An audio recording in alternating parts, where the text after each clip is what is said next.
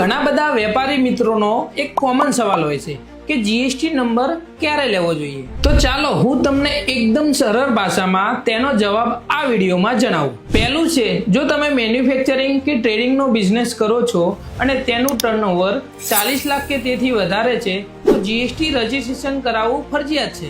Number 2, જો તમારો business service sector સાથે સંકળાયેલો છે અને તેનું ટર્નઓવર 20 લાખ કે તેથી વધારે છે તો તમારે જીએસટી રજીસ્ટ્રેશન કરાવવું ફરજિયાત છે।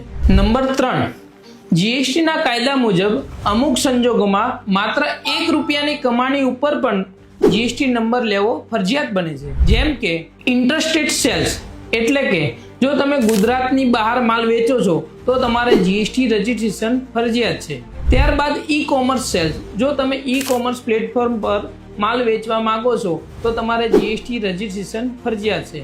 એક્સપોર્ટ સેલ્સ, જો તમે એક્સપોર્ટ કરવા માંગો છો તો તમારે જીએસટી રજીસ્ટ્રેશન કરાવવું ફરજિયાત બને છે। તમારા વ્યવસાયમાં જો તમારે રિવર્સ ચાર્જ લાગુ પડતો હોય ત્યારે પણ તમારે જીએસટી નંબર લેવો ફરજિયાત બને છે। જો તમને હજુ પણ કોઈ ક્વેરી કે મૂંઝવણ લાગતી હોય તો સ્ક્રીન ઉપર આપેલા નંબર પર હમણાં જ કોલ કરો, અમે તમને પ્રોપર સોલ્યુશન આપીશું।